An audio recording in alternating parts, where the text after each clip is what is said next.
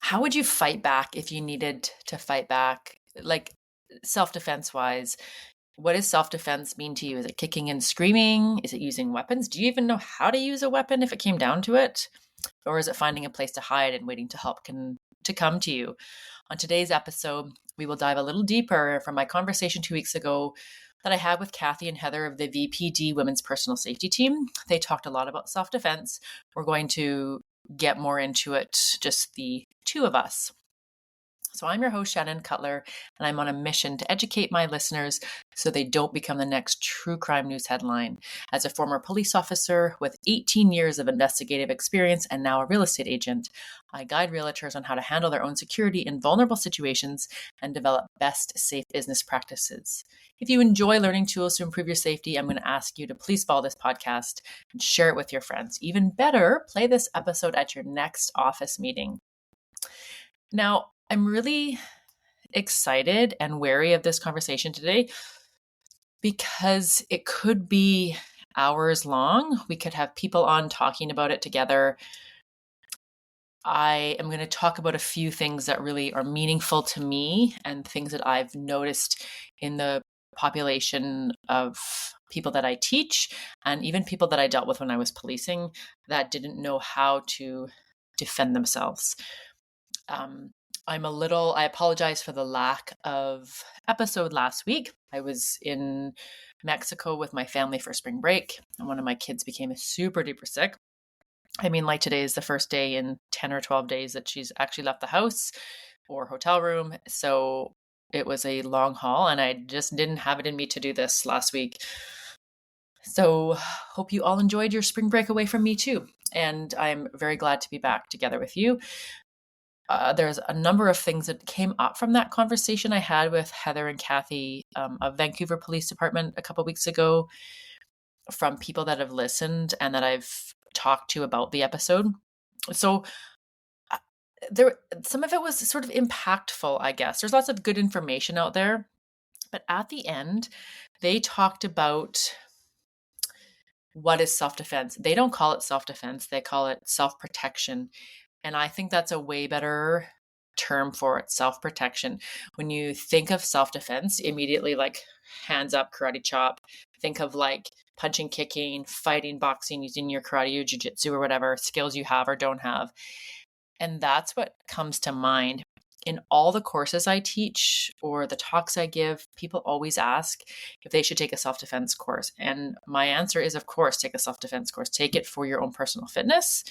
Take it for, learning one thing that might be able to help you. Take it for learning where your boundaries are. That is a huge one. Like boundaries are a huge one that most of us don't even think about. I mean, our physical and mental boundaries when it comes to dealing with a threat. And that's what we're really going to talk about today. But also when you're under a situation in which you feel threatened, you're going to revert back to just what it comes natural to you. And usually what comes natural to people isn't putting the dukes up and fighting your way through a situation.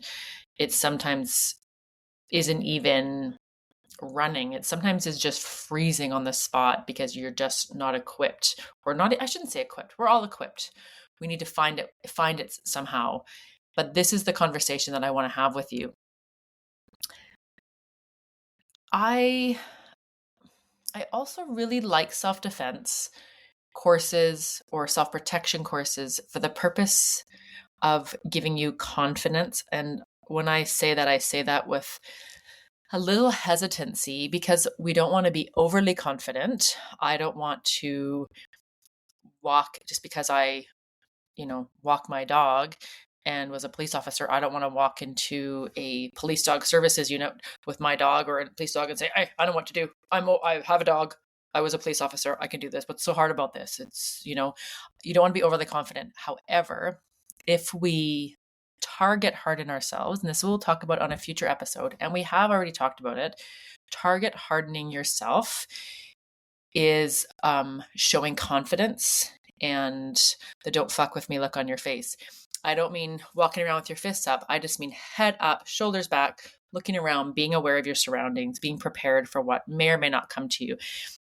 It's when we walk with our head down or we're really not paying attention to our surroundings that we could become a target or a victim of something. It's like having a dog that barks in your house or having an alarm on your property. It hardens your target. It's like somebody looking in your vehicle sitting in Walmart parking lot and you've left your iPhone and laptop on the seat. You did not target harden yourself. Someone's going to smash the window, they're going to steal your stuff, and they're going to walk away. But if you don't have anything in sight, your doors are locked, you have your alarm on, you're parked under a light or in a good location, you're target hardening your vehicle. So this is what we talk about with self-defense, self-protection, target hardening ourselves from becoming what I said in the intro, a true crime news headline. We talk about self-defense what immediately comes to mind again is fighting. This is what we need to get away from. There is a time to fight. We'll talk about that. And I'm not ever saying don't fight back. But one of the main things in self-defense, self-protection is listening to your inner monologue, your gut instinct, your spidey senses. I have felt those spidey senses. I was at a call one time in a northern community I worked at. I was by myself and I went to deal with a brother of a brother. And I got to the door. I was like just going to have a chat with him about a situation. I am Caucasian. This person was Caucasian. And the reason I mention that is because I heard that he was a white supremacist. And I thought, well, that's fine. I'll have no issues with him because I am by no means agree with what his beliefs are. But I feel that I am not going to be a target of his because I'm also Caucasian. I went up to the door. He opened the door and immediately the hairs on the back of my neck stood up. I got like this feeling of like something really bad is about to happen with this guy. No matter what I look like, he's ready for a fight. And it was the weirdest thing. I still can remember it. It was like 22 years ago that this happened to me. I remember taking a couple steps back off his porch and trying to talk to him. I could feel it. My face went bright red. I lost my words. And until I got a little bit of space from him, I even remember his name. His name's Daniel. I got a bit of space from him off his porch and away from him. And then I could start having a conversation. And he was mad and he came out at me. And if I hadn't have taken those steps back, he would have engaged me in a fight for no reason other than being a policeman on his doorstep when he was an angry person. And the reason I say that is because I immediately listened to my gut instinct and to my spidey senses and got myself the distance. And I've had those feelings in other times, maybe at a nightclub when I was younger and somebody, looking at me or hitting on me or one of my friends, and you think something's not right here. And if you don't listen to that little inner voice, that's when we get into trouble. So number one in self-defense, let's listen to our gut instinct, our spidey senses. They tell us, our moms, our grandmothers have been telling this to us for decades. If it speaks to you, listen to it. This is not a spiritual show, but there is a way to, even having a daily 2 or 3 minute practice of like breathing in the morning or in the evening to connect to yourself. You'll find that when your intuition and your spidey senses pop up at a certain point, you'll be able to tune into it a little bit better. That's a whole other topic I'm not going to get into, but just wanted to mention that because it does make a difference. One thing that and this is not just women, but it is more geared towards women, this next comment, is that sometimes we don't feel that we have the permission to fight back. Like, not that we have to, bend over and take it. That's a terrible way of putting it. I mean, we sometimes just take the high road or walk away or run away or don't fight back because it's a situation in which we haven't been in before. We don't feel, and it doesn't matter. Maybe it's a cultural thing, a culture you came from, or you've grown up in, the way you've been raised, or the things that you've been told by other people in your life. Maybe it's just the environment you were raised, not even raised in. I just said that, but you went to university and it was all very nice and gentle, and everybody did what they were supposed to do and follow the rules, and none of these bad things ever presented themselves to you, which is a really great thing.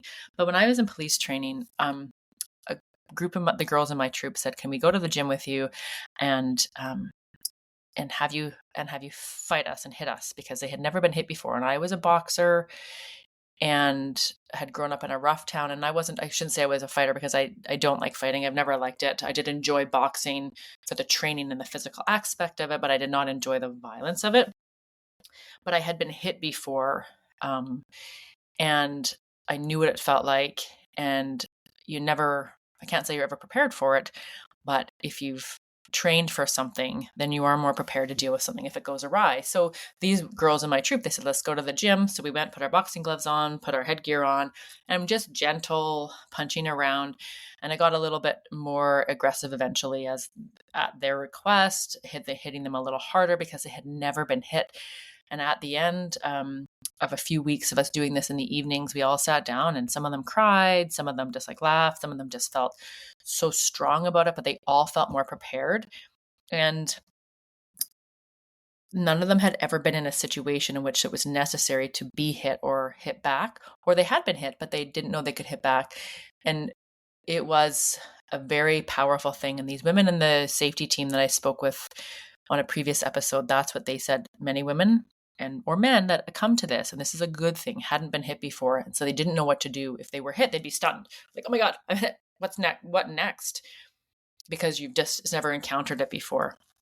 So you have the permission I'm giving you. You give yourself, you give your partner, your sibling, your daughter, your son, your cousin, your mother, your daughter. You give yourself and those around you the permission to fight back. It is not a bad thing to fight back. I mean, fight back with your words, with your fists, with your posture. It doesn't have to be a physical fight back, but we have the permission to fight back. One of the way to start fighting back is to use your voice. I talk about being hit and hitting. That is 10 levels above where we need to start. We need to start with feeling like we can use our voice inside of us to say, "No, stop. I need help. Go get help." Many of us don't feel like we can even be rude, let alone hit somebody or fight back or run and get out of a situation. We are so trained to be polite and agents. Realtors are, I don't want to say people pleasers in a negative sense, but we're in a client-centered business. And if we're not getting along with people or not, doing the thing that people would like us to do, then they probably don't want to work with us. So I've seen a lot of agents who feel that they have to always be nice no matter what. Agents I worked with that were being stalked at their open houses didn't know how to tell that creepy old man. It was one of my first episodes. They didn't know how to tell him to get out of the house, get the fuck out. They didn't know where to start. They didn't know how to even say, like, "Oh, something's come up. I'm going to have to ask you to leave," or "You're making me feel uncomfortable. I'm going to ask you to leave," or leave themselves. Get help and come back. They didn't even know that they could just ask, "Well, what if he's a client? What if he's going to buy it?" You know what? If he's going to buy the house, he's going to buy it whether you're rude or whether you're not rude, because it's not about you. It's about this house. And if it's not about the house, then you don't want him there. And the only way to assess that is listening to your instinct. You feel something is up with this person, something is off. So now you have the permission to fight back. And when I say fight back, I mean use your voice. You can start by being assertive. You can start by giving a command or laying a boundary out of what you want. This is the fighting back I'm talking about. Say no, ask him to leave. Use your little white lie. We talked about that a couple episodes ago. There's an emergency. We have to leave. We have to go now and leave. It's okay to use that. It's okay to have your boundaries. I don't know.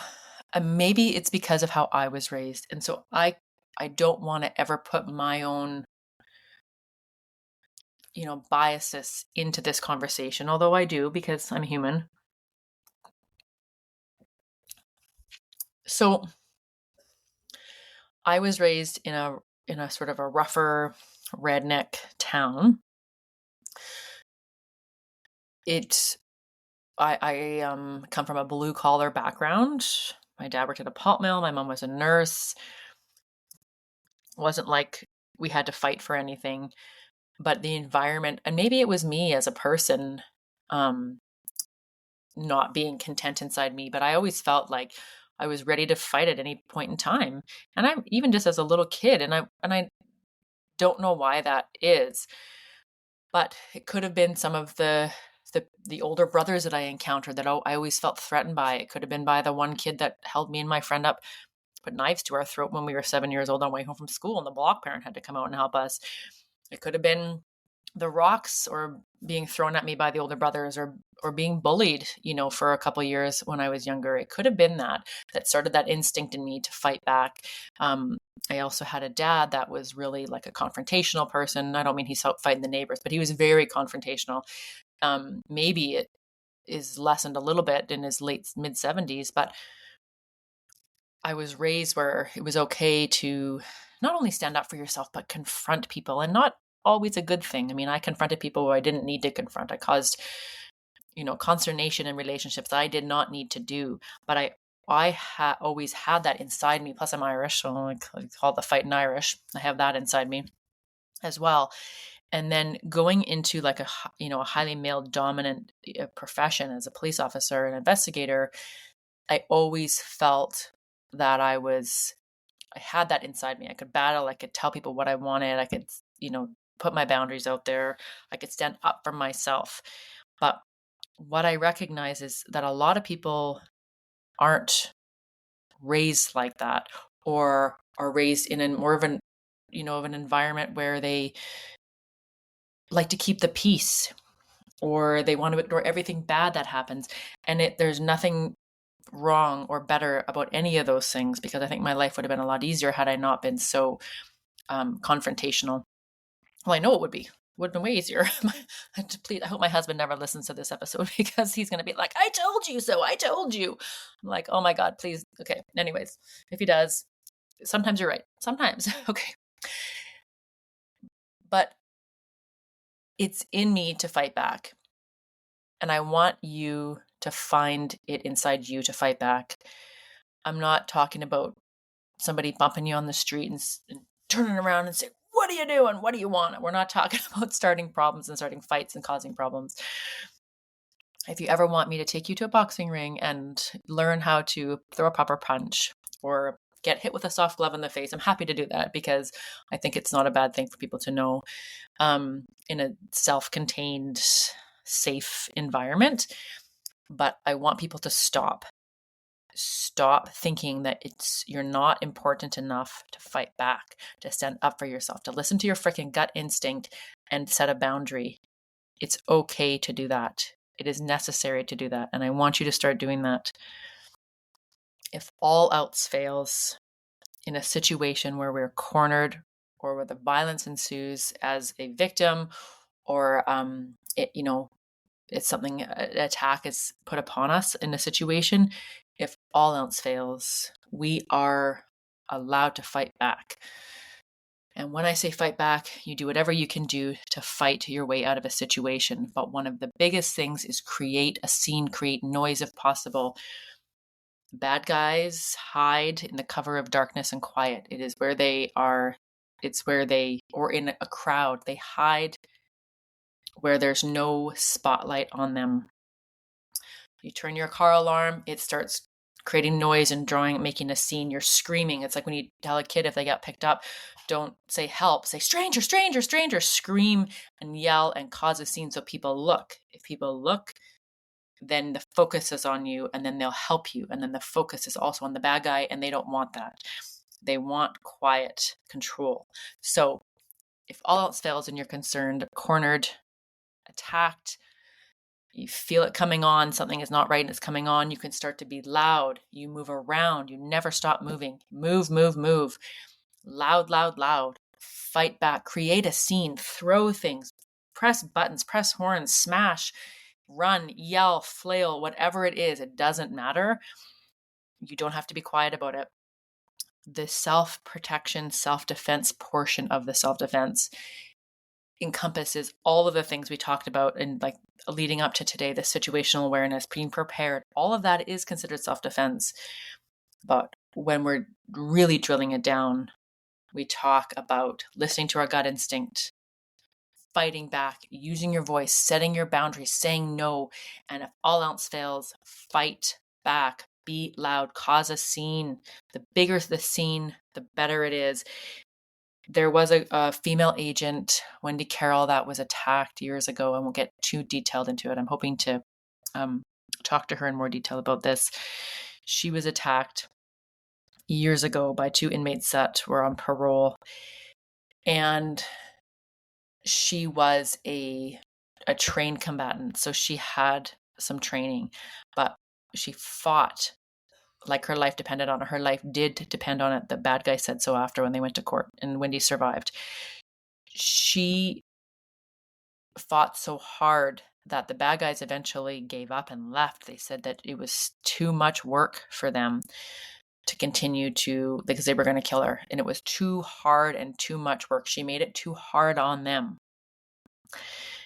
So make it hard on somebody to make you a victim or to attack or to steal your stuff, to make you feel uncomfortable. Make it hard on people to do that. So I know we got a little deep and I got a little adamant, and I do not apologize for that. I want you to hear that. I want you to hear the strength in my conviction. I want you to feel it inside you and find a way to have that inner voice of yours to say no and set a boundary and to fight back should you need to, in whatever the situation is. I really hope we don't have an outbreak of people fighting in grocery store lineup because people are cutting in front of you at like Costco or something. Please don't. But I'm so glad you joined me today, taking your safety seriously. This information is not just for real estate agents. And I'm hoping that if you learned anything, that you'll pass it on to somebody you care about so that they can learn something to help themselves feel safer. And I would love to hear from you. If you have a story or a tip to share, please reach out to me via email or social media. All the links are in the show notes. Your experience could help someone else, and it might even be featured on an upcoming episode. If you learned anything in today's episode, please recommend or send this show to a friend. Play this at your next office meeting.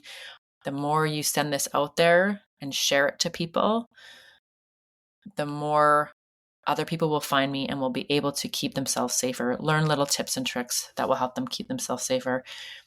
Like I said, this is Safe Realty gearing towards realtors, but all the information we talk about can reach you in wherever you are in life. I know we just recapped it, but I want to say it. It's so important. I'm going to say it really quick again. Everything I talk about is self-defense or self-protection, as we're going to call it from now on. Listen to your gut instinct, your spidey senses, your intuition. It is an alarm bell ringing inside of you. Please listen to it. You are important. You have the permission to fight back. When this episode is over, I want you to close your eyes and tell yourself, I have the permission to fight back. I have the permission to fight back. Use your voice out loud to say no. It's okay to be rude if it's necessary. It's okay to be rude sometimes. To say stop, to ask for help, to set a boundary.